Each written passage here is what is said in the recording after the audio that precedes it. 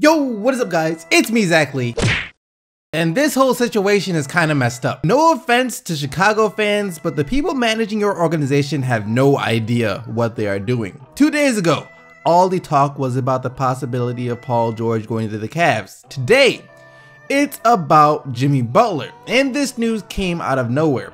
I don't think the thought of the Cavs trading for Butler had even crossed anyone's minds up until yesterday. That's because we have heard how highly Chicago values him and thought that if the Celtics couldn't trade for him with all the assets that they had, then no one could. So you could probably imagine my surprise when a bunch of you guys were tagging me in posts on Twitter about the Cavs in talks to acquire Jimmy Butler. And this next part is no knock on Cleveland or anything, but I can only think of two ways that Chicago should trade Jimmy Butler to the Cavs, either for Kyrie Irving or LeBron James, and we all know neither of those guys are going anywhere, or actually in Kyrie Irving's case should go anywhere, or maybe, well, it's interesting, but we'll get into it in a minute. And I guess the only reason the trade didn't get done yet was because they were looking for a third team to facilitate a deal and couldn't find one. See, there were murmurs that the Suns also could have been involved, but then there was also talk that the Suns were just as interested in getting Butler from Chicago, and then the same thing for the Minnesota Timberwolves. So right now, that's where the trade stands, or stood. But since then, a lot of stuff has gone down on Cleveland's end. See, not too long after this story about Jimmy Butler to Cleveland broke, the Cavs decided it was a good time to fire the GM, or the supposed GM, that's not LeBron James and David Griffin. Now, could the Butler trade and firing be completely unrelated? Yeah, of course they could. Are they?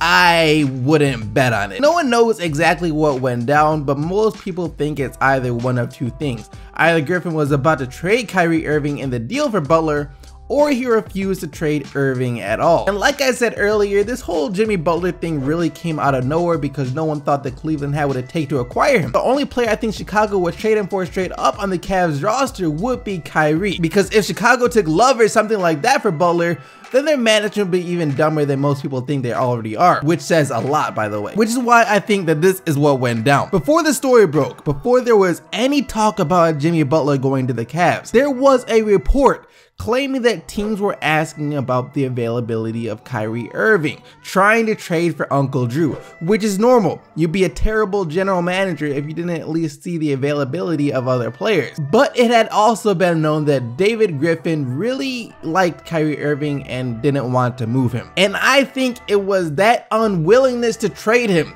they got him canned in the end.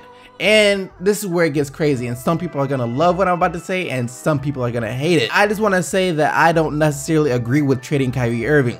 If I was the GM, it would be hard for me to part ways with such a talented player like him. He was a huge reason the Cavs won their first ring back in 2016. But if their goal is to try and keep up with the Warriors, the Cavs don't have many options.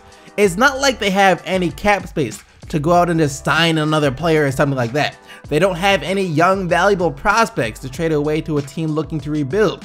The few draft picks they do have, of course, aren't very valuable at all. And really all they have are two players that they could trade if they're looking to get a star in return: Kevin Love or Kyrie Irving. And if it's for a lease player like Paul George, where the Pacers can't ask for too much in return, then giving up Love would most likely be enough. But if they're trying to get almost any other star player, the only person they can give up is Kyrie Irving. That's just the sad reality of the situation they are in. Sure, you have other players like Tristan Thompson, who I think they would like to move, but you're not going to get anything of real value in exchange for him.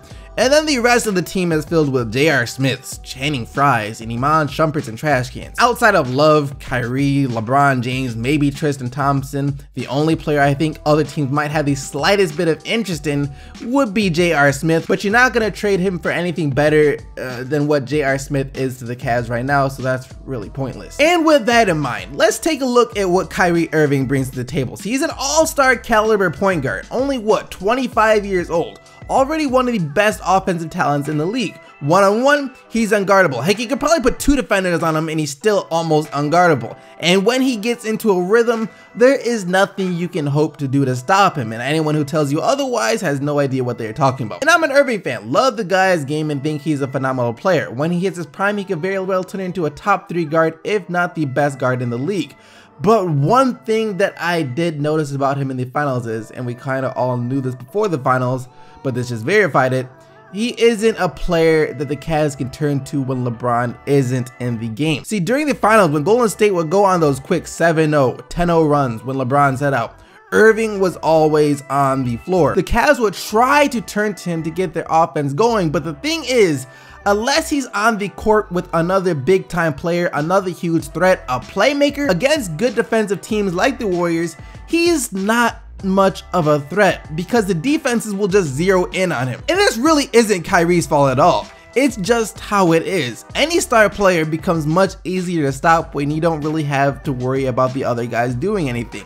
If Kyrie is out there on the court with a lineup of Kyle Korver, Iman Shumpert, Deron Williams, and maybe Kevin Love, the opposing team doesn't have to worry about those other guys really at all. They know who's going to have the ball and who the offense is going to run through. If Kyrie drives to the rim, you trap him and make him kick the ball out. Once it's out of his hands, none of those other guys can really create any offense. I mean, it's different when LeBron's on the court because Kyrie can ISO, try to break his man down, and if it doesn't work, he kicks the ball out to someone else, and all that player has to do is get the ball to LeBron, and of course, he can make something happen. But like I said, when LeBron's not out there on the court with Irving, the Cavs don't have that secondary playmaker they can turn to. Which is why LeBron was calling for the Cavs to get a playmaker so badly during the regular season. You know, they got Deron Williams, but they just got him like 80 years too late. So that's the main problem with Kyrie, or not even with Kyrie, since it's really not his fault, but just with how this team is constructed. Which is why I said yesterday that trading Love for George wouldn't be a bad idea. Since if LeBron is out of the game, Paul George could be that other playmaker needed to be out there with Kyrie to keep the offense flowing.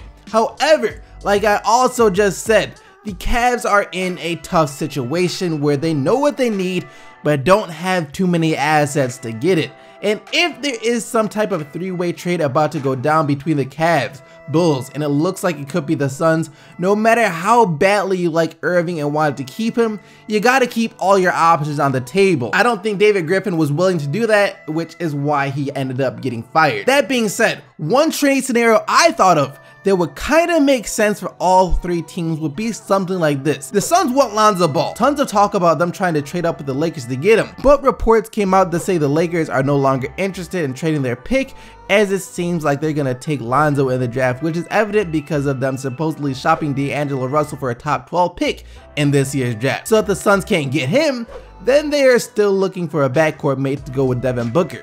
So here is a possible trade scenario that I think could be just a bit realistic. The Cavs give up Kyrie Irving, plus whoever they might need to in order to make contracts work out, and get Jimmy Butler and Eric Bledsoe. The Suns give up their number 4 pick in this year's draft to Chicago, plus some young players like Tyler Ulis, and get Kyrie Irving. And of course, the Bulls get young players like Tyler Ulis plus the number 4 pick and whoever else they might ask for, and give up Jimmy Butler. So basically, the Cavs get Bledsoe, who the Suns are trying to trade, and Butler. The Suns get Irving to pair next to Booker, and the Bulls get a nice young point guard or whoever else plus the number 4 pick in this year's draft and some spare parts. And I know it would hurt Cavs fans to see Irving go, but this is a trade that could really benefit everyone. See, Bledsoe and LeBron are already really close friends, and he's more than a capable starting point guard to replace Irving.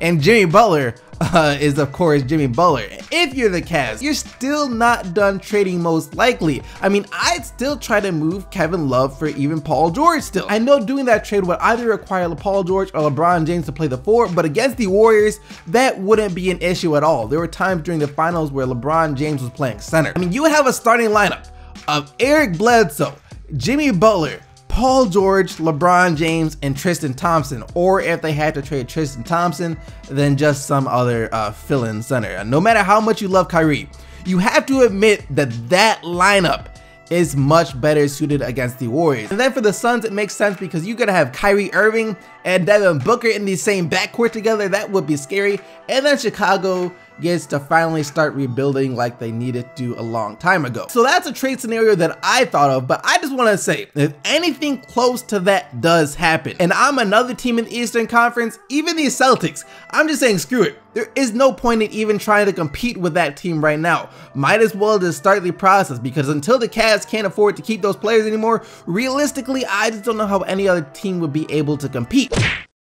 And that's going to lead us to the question of the day. What do you guys think about all of this? How do you feel about Jimmy Butler to Cleveland? Should they trade Kyrie? Why was David Griffin fired? Really curious to see what you guys have to say today, so leave your answers down in the comment section below. But now let's take a look at what you guys said in yesterday's video. And yesterday, after news broke about Paul George telling the Pacers he's leaving next year and the Celtics trying to trade for Anthony Davis, I asked you guys where you think Paul George will be traded to and if the Celtics can get AD, and here's what you said. If AD goes to the Celtics, Boogie would be on suicide watch. Question of the day. I believe Paul George will get traded to the Cavaliers for 1 ring. Then he will leave to the Lakers to play with De'Aaron Fox or Lonzo Ball. I think the Celtics should trade for Anthony Davis because Anthony Davis is a one-of-a-kind player and can be a future MVP. The Pacers need to scrounge together their best offer for Paul George and just take whatever they can get.